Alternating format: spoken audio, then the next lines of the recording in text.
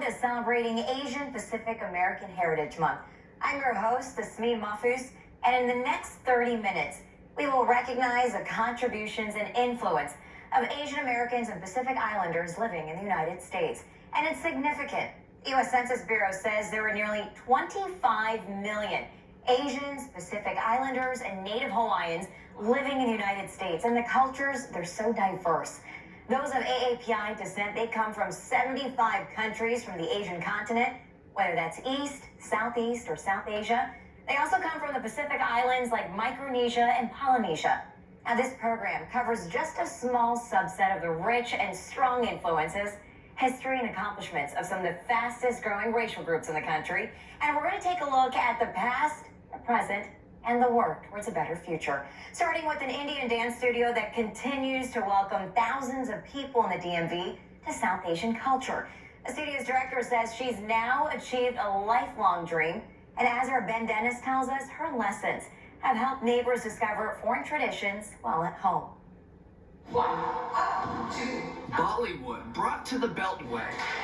Traditional Indian dances taught in the heart of Tenleytown in Northwest DC moves students to the studio and in their hearts. Dance is like an ocean, right? Once you go inside, you will find so many things in dance. Okay, then you are crossing. At Taal Academy of Dance, years-long core studies and techniques have been taught to thousands of students since 2015, says Shuchi Buch, the Academy's executive director. It's just like dream comes true.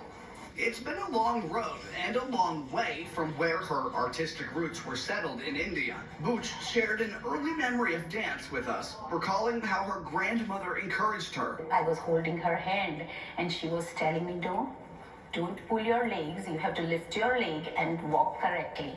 From that day, I have a sense of rhythmic walking. My family members felt that she looks like that she can dance very well. Then I started my training at the age of 7.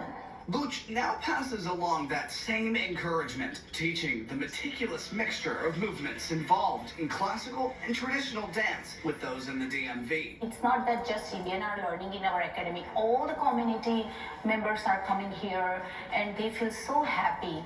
And this dance is not just a body movement, you know. Where our hands goes, our eyes goes. Where eyes goes, our mind goes. And where mind goes, our heart will go. And when heart is there, then emotions and sentiments are there. Asian and Pacific Islander Americans account for nearly 5% of district residents. That's according to the U.S. Census estimate for 2022. The same percentage accounted for during the 2010 census. Yet, DC's population has increased by 70,000 people. And it's people from diverse backgrounds that Buch says she hopes will continue to learn Indian dance in DC, and only to positively impact her community. Everyone should dance. I feel like that. Everyone should dance.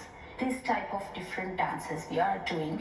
So community should come and learn these dances, and they should spread this message to everyone.